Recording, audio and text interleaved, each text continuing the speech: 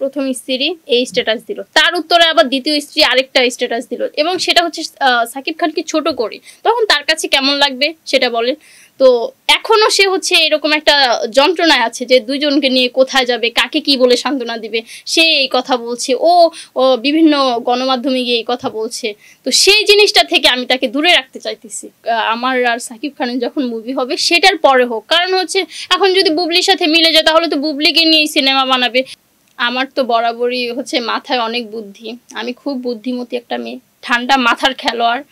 যেহেতু আপনি 3 নম্বরে আসতে চান, মানে আপনি সেই এগ্রি আছেন, মানে সেই জায়গাতে মানে এখন তো দুইজন আছে, যদিও আপনি এখনো ইনভলভ হন নাই, সামনে মানে হবার ইচ্ছা আছে আপনার, কিন্তু সেটা তো সাকিব খানেরও ইচ্ছা থাকতে হবে। সব মিলিয়ে তারা এখন দুইজন আছে, মানে তাদের এখন কি করণীয়?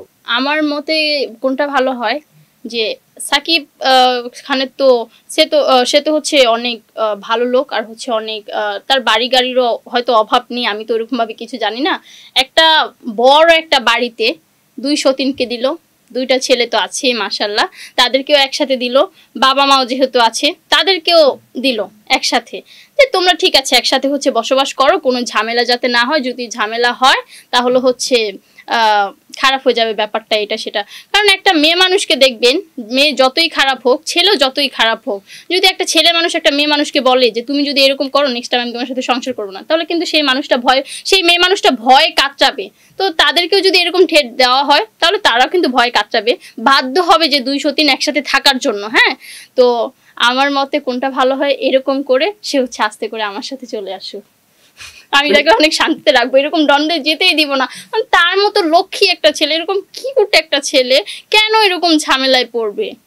আপনি তো একটু স্বার্থপরতা দেখালেন, মানে সেই জায়গাটা তো আমি আপনার কাছে আমি অ্যানসার পেলাম না, যে তারা সংসার করবে, আপনি যান কিন্তু আপনাকেও ওই ফ্যামিলির মধ্যেই ঢুকিয়ে দিক, মানে এই ব্যাপারটা তো আপনি বললেন না, কিন্তু আপনি তাদের সবাইকে এক জায়গায় রেখে সাকিব খানকে নিয়ে আপনি ফাঁক ফেললেন, মানে এই ব্যাপারটা এই যে তাকে আমি হচ্ছে গিয়ে কি যে একটু রিল্যাক্স যে ফিলটা দেয় না, ওইটা দিতে চাচ্ছি। কারণ সবসময় হচ্ছে সেও তো একজন মানুষ, তাই না? মানুষের আর কত সহ্য হয়, সে যখন মোবাইলে ঢুকে দেখে যে তার প্রথম স্ত্রী এই স্ট্যাটাস দিল, তার উত্তরে আবার দ্বিতীয় স্ত্রী আরেকটা স্ট্যাটাস দিল, এবং সেটা হচ্ছে সাকিব খানকে ছোট করে। তখন তার কাছে কেমন লাগবে সেটা বলেন।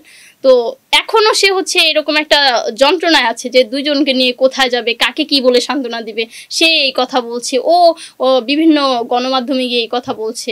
তো সেই জিনিসটা থেকে আমি তাকে দূরে রাখতে চাইতেছি। সাকিব খান অবশ্যই সে কোয়ালিটি সম্পন্ন একজন মানুষ, এবং তার সঙ্গে মানে 2টা স্ত্রী তার থাকবে, সন্তানরা থাকবে, একসঙ্গে মানুষ হবে, মানে এই ব্যাপারটা কি আপনি চান না নাকি?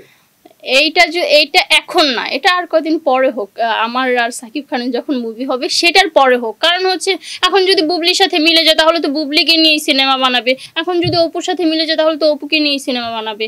এই জন্য আমাকে নিয়ে তখন তো আমাকে চোখেও দেখবে না, আমার ব্যাপারটা মাথায়ও রাখবে না। তখন বুবলি বলবে এই মেয়েকে নিয়ে মুভি বানাবে না, তখন বানাবে না, তখন আমি কই যাব? এই যে আমি এতদিন ধরে ক্রাশ খাচ্ছি সেটার কি হবে? তো এখন না, আমার সাথে মুভিটা আগে হোক, তারপর তারা যেটা ইচ্ছা করুক। দরকার হয় তাকে আমি আরেকটা বিয়ে করাবো, একদম 4টা মিল রেখে 4 সতীন একসাথে হচ্ছে বসবাস করবো। মানে 4 সতীন যখন এক জায়গায় বসবাস করবেন আপনি থাকতে পারবেন? আমি পারবো না কেন রে ভাই? কারণ হচ্ছে দিন শেষে সে আমার, মানে 4 জনকে সমান অধিকার দিবে, আমি সেটা বলতে চাইতেছি। আপনি এই এত টেকনিক আসলে কোথায় থেকে শিখে এসেছেন, একটু আপনার কাছে একটু জানতে চাই। আসলে অনেকেই জানতে চাইবে যে আসলে এই টেকনিকটা আপনি কিভাবে শিখেছেন, এবং এই বুদ্ধিমাত্রা, মানে আপনার বুদ্ধির কিন্তু তুলনা হয় না, মানে এই বুদ্ধিটা আপনি কোথায় থেকে পেয়েছেন? এই বুদ্ধি হচ্ছে আমার তো বরাবরই হচ্ছে মাথায় অনেক বুদ্ধি, আমি খুব বুদ্ধিমতী একটা মেয়ে, ঠান্ডা মাথার খেলোয়াড়, সবসময় হচ্ছে ঠান্ডা মাথায় সবকিছু চিন্তা করি। তো ছোটবেলা থেকে একটু একটু একটু একটু করে হচ্ছে এগুলো মাথায় জমাইছি।